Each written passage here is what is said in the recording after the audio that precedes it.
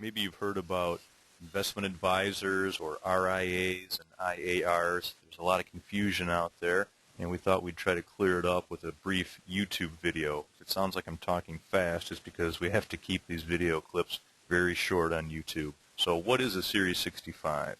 Series 65 is what you have to take and pass in order to set up your own advisory business or go work for an investment advisor. And that is not the same thing as a broker-dealer. See, broker-dealers get paid to execute transactions or basically sell securities for a commission.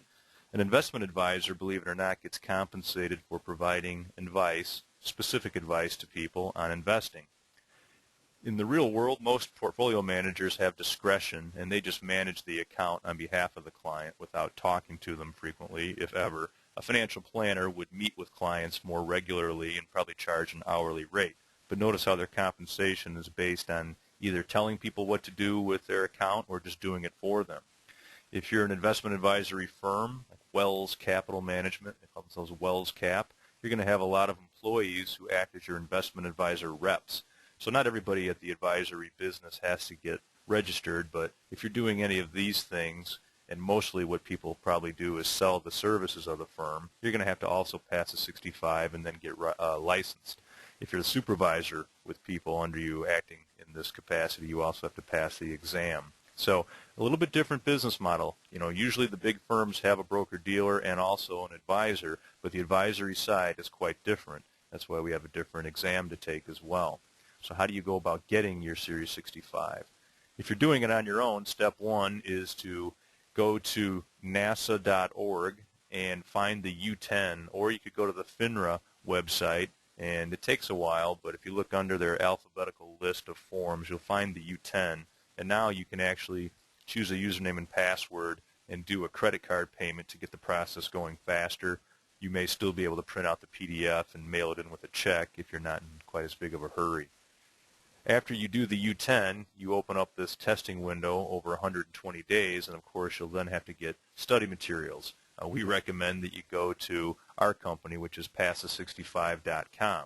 We'll go there in a second so you can look at what the website looks like. You're going to need to study probably 6 to 8 weeks, and that may be 10 to 20 hours per week. This is a very difficult exam. They're trying to flunk people. Only about 2/3 of the nation is able to pass on any given day, so you've got to study hard to be in that lucky 2/3. Once you feel ready, you schedule your exam through Prometric. That's a website that takes a little getting used to, but you schedule your exam, and remember that you can always reschedule it, but you have to do that by noon 2 business days before your test. You then need to pass the exam, which takes a higher score now in 2010 than it used to, which is why I had to re-record this. And if you've passed the exam, you can then go about setting up your own firm as an advisor or going to work for an advisor as an advisor rep. But you're going to need materials and you're going to need to study hard.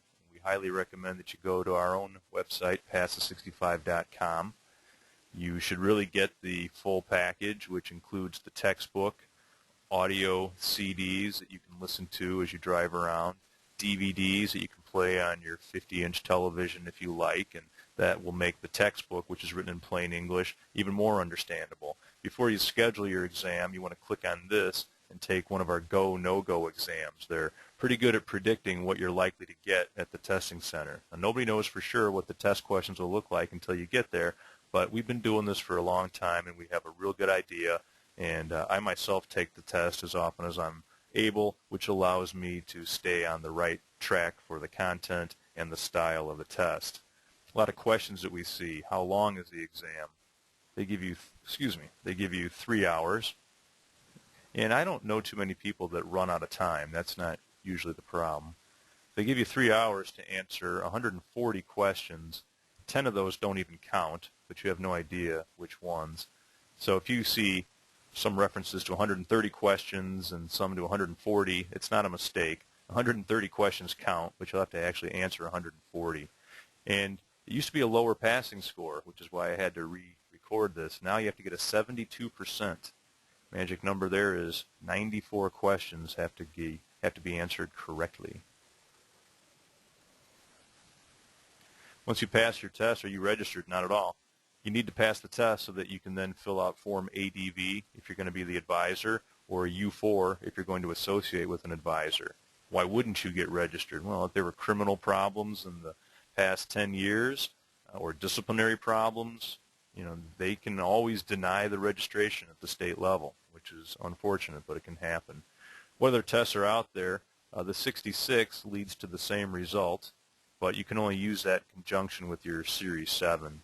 I don't know of too many states that require the 63, so we'll assume that in most cases, if you want to set up an advisory business or go work as an IAR, you simply need to pass the Series 65 and then fill out your registration, and take your time doing that. If you're going to set up your own business, I would recommend going to this website. They help a lot of insurance agents basically go from A to Z in setting up their own business, and they also purchase our materials for their people.